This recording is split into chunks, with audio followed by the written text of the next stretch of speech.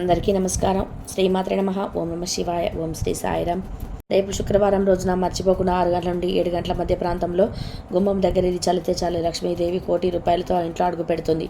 అలానే కాకుండా మీకు కావలసినంత ఐశ్వర్యాన్ని ఇస్తుంది, మీ సుడిని తిప్పి మీ జీవితాన్ని మార్చేస్తుందని చెప్పుకోవచ్చు. కాబట్టి ఏంటంటే కనుక గుమ్మం దగ్గర ఈ రెండు కలిపి చల్లండి. ఇలా చల్లడం వల్ల మంచి ఫలితాలు ఉంటాయన్నమాట.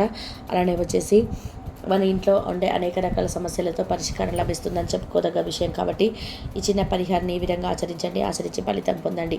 శుక్రవారం పూట మనం కొన్ని నియమాలను ఆచరించుకుంటూ గుమ్మం దగ్గర పరిహారం చేసుకుంటూ లక్ష్మీదేవి ఇంట్లో తాండవిస్తుంది. అలానే కాకుండా మన ఇంట్లో తిష్ట వేసుకొని కూర్చుంటుంది.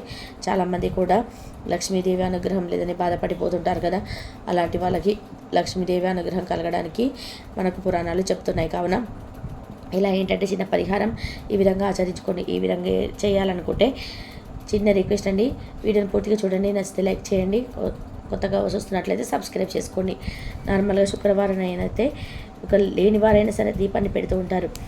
అలా పెట్టడం వల్ల లక్ష్మీదేవి అనుగ్రహం కలుగుతుందని భావిస్తూ ఉంటారు. కాబట్టి మీరు కూడా ఏంటంటే కనుక శుక్రవారం తిథి రోజున ఉదయం లేచి శుచిగా స్నాన కార్యక్రమాలు చేసుకోండి. ఇలా స్నానం చేసిన తర్వాత ఉతికిన బట్టల్ని ధరించండి.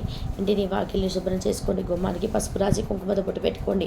ఆ తర్వాత మనము ఊడ్చి పెట్టుకొని గుమ్మం దగ్గర ఖచ్చితంగా గీతలు ముగ్గు వేసుకోవాలి. గుమ్మం పైన గీతలు ముగ్గు వేయడము, గుమ్మానికి పసుపు రాయడము, గుమ్మానికి బొట్టు పెట్టుకోవడము ఇలాంటివి చేస్తే లక్ష్మీదేవి మన ఇంట్లోకి ఆకర్షిస్తూ మనకు ఐశ్వర్యాన్ని ఇస్తుంది. శుక్రవారం ఈ విధంగా మనము సింపుల్గా ఇలా పూజ చేసుకోండి. నార్మల్గా దీపధూప నైవేద్యాలతో అమ్మవారిని పూజిస్తే సరిపోతుంది. అమ్మవారే మనకు ఐశ్వర్యం ఇస్తుందన్నమాట. శుక్రవారం తేదీ రోజున మనము నల్లటి వస్త్రాలను ధరించకూడదు. నల్లటి వస్త్రాలు ధరిస్తే లక్ష్మీదేవి ఆగ్రహానికి గురి అవుతాం. కాబట్టి నలుపును దూరం పెట్టండి. అలానే కాకుండా శుక్రవారం అండి చీపురు కొంటే చాలా మంచిది, రాళ్ళ ఉప్పు కొంటే మంచిది. అలానే తర్వాత పూజ గదిలో పెట్టుకోవాలి. ఉప్పు కొంటే పూజ గదిలో పెట్టవచ్చు, పసుపు కొంటే పూజ గదిలో కాసేపు పెట్టుకోవచ్చు. చీపురును కొన్నా మనము నార్మల్గా పాత చీపురుని పడేయకూడదు, కొత్త చీపురుని ఇంటికి తెచ్చుకుంటే సరిపోతుంది. ఇలా ఏంటంటే ఈ వస్తువులను కొనవచ్చు అనమాట. ఈ వస్తువులతో పాటు లక్ష్మీదేవి మన ఇంట్లోకి అడుగు పెడుతుందని పురాణాలు చెప్తున్నాయి.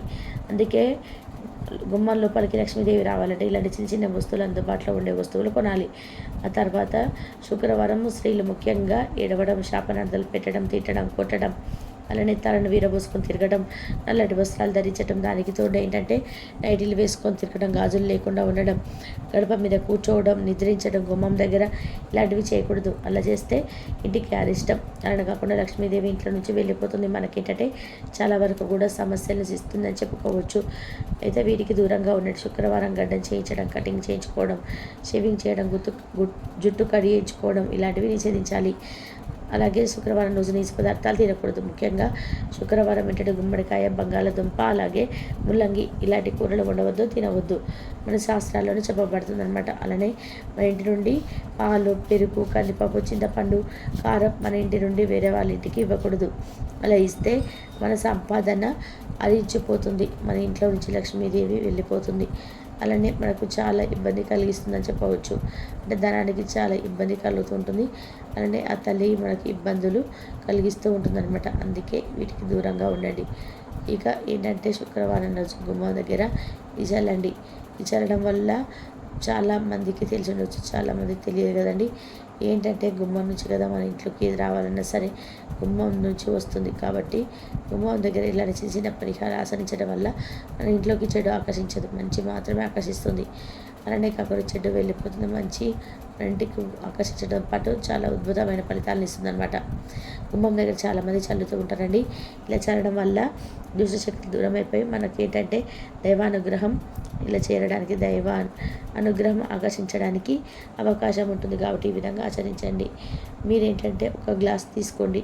అలా తీసేసుకొని నీళ్ళల్లో చిటికెడంత కుంకుమ, అండ్ కాకుండా చిటికెడు పసుపు వచ్చేసి ఒక కర్పూర పొడి, అది ఆ తర్వాత గంధం పొడి, అలానే 5-6 చుక్కలు అత్తరండి. ఇవన్నీ కూడా కలపాలి. అవన్నీ ఎర్ర నీళ్ళుగా మారుతాయి. కుంకుమ కావాలంటే ఎక్కువ చేసుకోవచ్చండి. అలా వేసేసుకున్న కుంకుమ నీళ్ళన్నీ కూడా గుమ్మం దగ్గర చల్లడం, తలపొడి పైన చిలకరించుకోవడం, మూలలో గదుల్లో ఇలా చేయడం వల్ల మన ఇంట్లో మనకు తెలియకుండా ఉన్న నకారాత్మక శక్తులన్నీ బయటకు వెళ్ళిపోతాయి. మనకు అదృష్టం, ఐశ్వర్యంతో పాటు చెడిపోయి మనకు మంచి జరిగే అవకాశం ఉంటుంది. అలానే కాకుండా మనకుండే బాధలు, ఇబ్బందులు కూడా పోవడానికి అవకాశం ఉంటుందని చెప్పుకోవచ్చు. ఈ విధంగా ప్రయత్నం చేయండి, ఖచ్చితంగా ఫలితం పొందండి. అలానే కాకుండా ఈ పరిహారాన్ని మీరు ఈ విధంగా ఆచరించుకోవడం వల్ల, గుమ్మం దగ్గరికి చల్లడం వల్ల, మీ ఇంట్లో చల్లుకోవడం వల్ల, మూలల్లో చల్లడం వల్ల మీకైతే మంచి ఫలితాలు వస్తాయి. ఆ ఫలితాలను చూసి మీరు ఆశ్చర్యపోతారు. అలానే కాకుండా వీలుంటే మీరు మీ పూజ గదిలో కూడా చల్లుకోవచ్చండి. కొన్నిసార్లు కొన్ని సిచ్యువేషన్స్లో మనకు తెలియకుండా చెడు అనేది ఆకర్షిస్తూ ఉంటాయి. కాబట్టి ఆ చెడు వల్ల మనకు చాలా ఇబ్బంది పడిపోతుంటాము.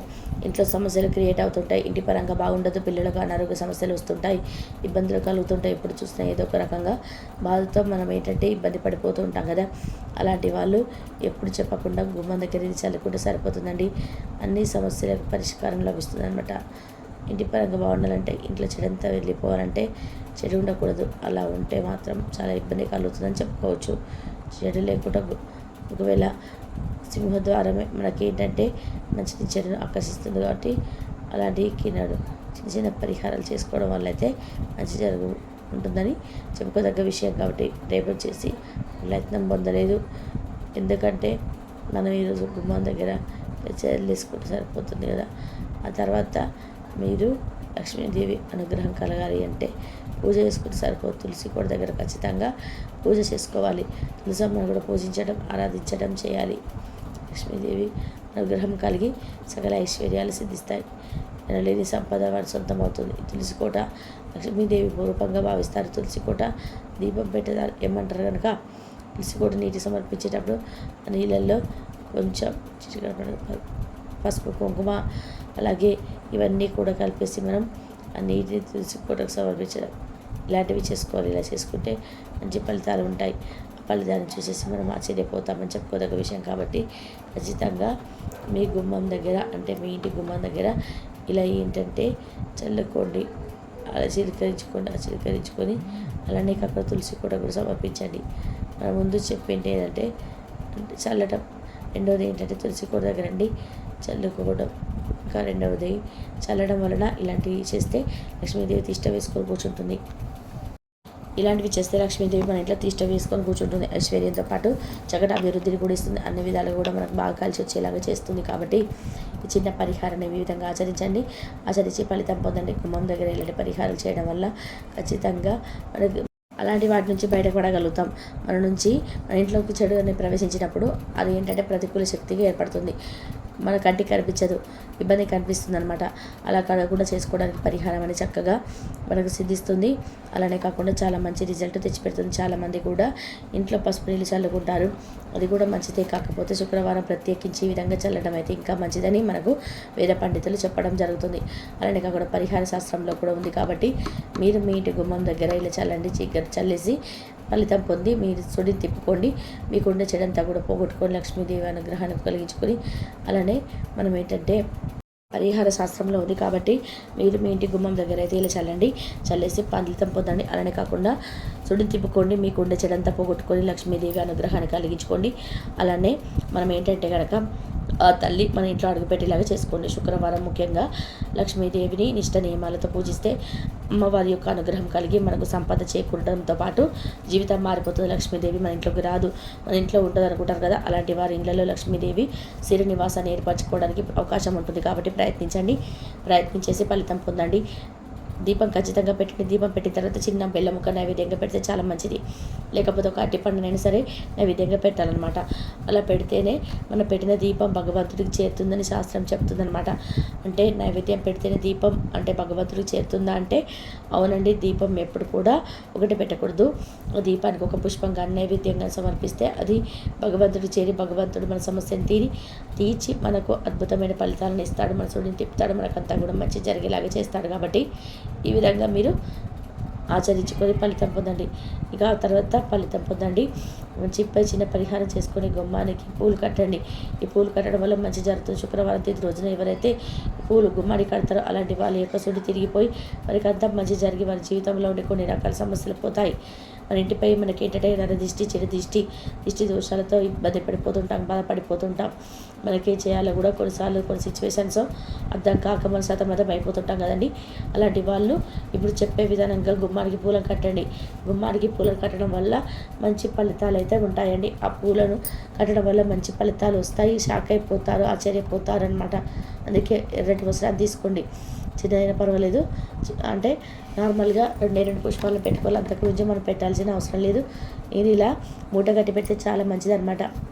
మీ ఇంట్లో ఉండే చెడు దిష్టి, నరకోశ ఇలాంటివి పోవాలంటే ఎరుపు రంగు వస్త్రం తీసుకుని అందులో 2 బంతిపూలు పెట్టుకోండి. ఆరెంజ్ కావచ్చు, పసుపు కలర్లో ఉండే కావచ్చు, ఏవైనా పెట్టుకోవచ్చు. పెట్టిన తర్వాత అర స్పూన్ అని ఆవాలు పోసేసి, జీలకర్ర, కుంకుమ, పసుపు పోసేసి మనం గుమ్మం దగ్గర పెట్టాలన్నమాట. అలా కట్టేటప్పుడు మనం ఒకటే చెప్పుకోవాలి, మన ఇంట్లో సమస్యలన్నీ కూడా పోయి మనకు మంచి జరగాలి, అద్భుతమైన ఫలితాలతో మన జీవితం మారిపోవాలి.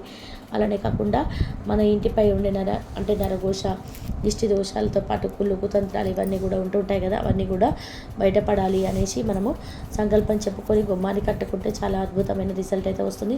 ఆ రిజల్ట్ చూసి మీరు ఆశ్చర్యపోతారు. అలానే కాకుండా ఇంకోటి, గుమ్మానికి కట్టడం వల్ల మన ఇంటికి మంచి మాత్రమే ఆకర్షిస్తుంది, చేయడంతా వెళ్ళిపోతుంది, మనకు అంతా అనుకూలిస్తుంది. ఇంటి వాతావరణం అంతా బాగుంటుంది. ఇంట్లో ఎన్ని కష్టాలు ఉంటాయి అన్నీ కూడా తీరిపోతాయి. కష్టాలకు వెంటనే కనుక చక్కగా ముగింపు పలకడానికి ఉపయోగపడుతుందని చెప్పవచ్చు. ముందు పరిహారం ఏంటంటే, చల్లడం వల్ల లక్ష్మీదేవి అనుగ్రహం కలుగుతుంది, ఐశ్వర్యం లభిస్తుంది. రెండో పరిహారం ఏంటంటే, మన ఇంటిపైన చెడు పోగొట్టుకోవడానికి, చెడు నుంచి బయటపడడానికి, అన్ని విధాలు కూడా బాగా కలిసి వచ్చేలాగా చేసుకోవడానికి ఉపయోగపడే పరిహారం అనమాట. కాబట్టి మీరు ఈ విధంగా పూలను తీసుకోండి. ఒకవేళ బంతి పూలు దొరకవండి అనుకుంటే ఆ ప్లేస్లో 5-6 ఒక మల్లెపూలు కూడా తీసుకోవచ్చు.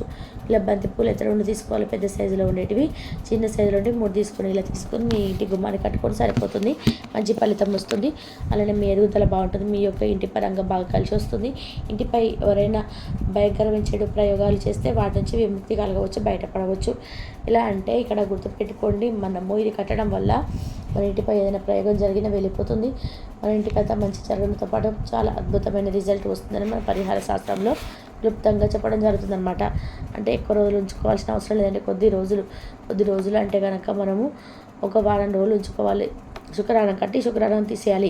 అలా పాతదైనా సరే వస్త్రం తీసుకోండి, మీకు అర్థమైపోతుంది. అప్పుడు ఇది కట్టిన తర్వాత ఇలా ఉంటుంది, మీకు ఎలా అనుకూలిస్తుంది, ఎలాంటి ఫలితాలు చూడగలుగుతారు, ఎలాంటి ఫలితాలు చూసి ఆశ్చర్యపోగలుగుతారు, ఇవన్నీ కూడా మీ కళ్ళతో మీరు చూసే అవకాశం ఉంటుందన్నమాట.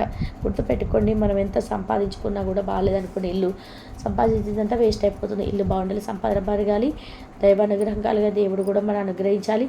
అలానే ఏంటంటే సకల శుభాలను కూడా చేకూర్చాలని మనం ఇలాంటి చిన్న పరిహారాలు చేసుకోవడం వల్ల మంచి ఫలితం అయితే ఉంటుంది. ఆ ఫలితాన్ని చూడగలుగుతాం, చూసేసి ఆశ్చర్యపోగలుగుతాం. కాబట్టి చిన్న పరిహారాలు చేసి ఫలితం పొందండి. ఇంటికి సంబంధించిన పరిహారాలను కూడా అద్భుతమైన ఫలితాలను తెచ్చి మన జీవితాన్ని ఫలితాన్ని మారుస్తాయి.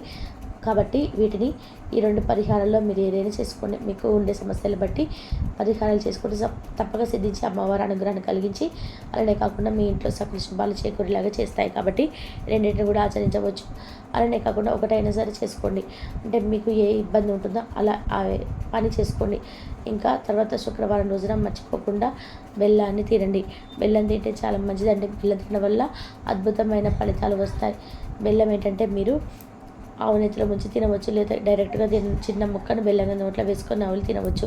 అలా కూడా ఫలితం ఉంటుందన్నమాట. బెల్లాన్ని తినడం వల్ల మనకు 5 ఆరోగ్యాలు కలగడంతో పాటు లక్ష్మీదేవి అనుగ్రహం కలుగుతుంది. బెల్లాన్ని ఎలా తినాలంటే, బెల్లమికి లక్ష్మీదేవికి నివేదన చేసి ఆ తర్వాత స్వీకరించడం వల్ల అమ్మవారి అనుగ్రహం కలగడంతో పాటు అనారోగ్య సమస్యలు తొలగిపోతాయి. ఆరోగ్య ప్రాప్తితో పాటు జీవితం మారిపోయి అంతా కూడా మంచి చేకూరుతుంది. మన జీవితంలో ఉండే కొన్ని రకాల ఇబ్బందులు తొలగిపోయి పాపాలు కూడా తొలగిపోతాయి అన్నమాట. అందుకే లక్ష్మీదేవి చిన్న అంగుళం ముక్క బెల్లాన్ని నివేదన చేసి ఆ తర్వాత మీరు దాన్ని స్వీకరించండి. అలా కనుక స్వీకరించినట్లయితే, అలా తిన్నట్లయితే మీకు అద్భుతం అయితే జరుగుతుందని చెప్పుకోవచ్చు. అద్భుతమైన ఫలితం వస్తుందని మనకు పరిహార శాస్త్రంలో చెప్పబడుతుంది. కాబట్టి ఎవరైతే శుక్రవారం పూట బెల్లాన్ని తింటారో అలాంటి వారి యొక్క సుడి తిరుగుతుంది. వారి జాతకంలో ఉండే అన్ని రకాల దోషాలు పోతాయి. వారికి అంతా కూడా మంచి జరిగే అవకాశం ఉంటుందని చెప్పుకోవడం జరుగుతుంది. కాబట్టి ప్రయత్నం చేసి ఫలితం పొందండి. బెల్లం ఎక్కదా అనుకుంటారు, కానీ బెల్లం చాలా శక్తి అయిన పదార్థం.